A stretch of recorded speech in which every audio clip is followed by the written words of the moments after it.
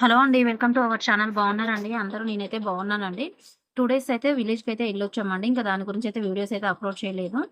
అంటే నేను videos shoot చేస్తున్నానని ఎవరికీ తెలియదండి. మినిమమ్ కొంచెం సబ్‌స్క్రైబర్ పెరిగాక చెప్దామనేసి ఎవరికీ చెప్పలేదు. ఇంకా దాని గురించి అయితే అక్కడైతే వీడియోస్ అయితే ఏం షూట్ చేయలేదండి. ఈరోజైతే పప్పు చేశాను. ఇంకా వచ్చేసరికి 10 అలా అయిందండి. ఇంకా పప్పయితే చేశాను. దాంట్లో కొంచెం మా హస్బెండ్ ఆమ్లెట్ చేయమంటే ఇక ఒక 2 ఆమ్లెట్స్ అయితే ఏసాను. ఒక 2 ఎగ్స్ అయితే తీసుకొని ఒక ఆనియను, పచ్చిమిర్చి, కరివేపాకు, కొద్దిగా కారం, కొద్దిగా మసాలా, కొద్దిగా అయితే అల్లం కూడా యేసుకున్నానండి. అల్లం వెల్లుల్లి పేస్ట్ కొద్దిగా యేసుకొని మంచిగా అయితే మిక్స్ చేసుకున్నాను. ఇలా చేస్తే టేస్ట్ సూపర్‌గా ఉంటుందండి మనకు ఆమ్లెట్ కూడా. ఇంకా చివర్లో మొత్తం మిక్స్ చేసుకున్నాక చివర్లో కొద్దిగా అయితే పసుపయితే యేసుకున్నాను. ఇంకా సాల్ట్ కూడా మీకు సరిపడంత అయితే యేసుకోవాలండి. కొద్దిగా అయితే ఆయిల్ పోసుకున్నానండి పెనం వేడెక్కాక. ఇంకా మనం మొత్తం మిక్స్ చేసుకున్నదైతే అందులో అయితే పోసుకున్నాను. పెనంలో యేసుకొని కొద్దిగా అయితే మనకు మంట అయితే కొంచెం లో ఫ్లేమ్‌లో పెట్టాలండి. హై ఫ్లేమ్‌లో పెట్టొద్దు.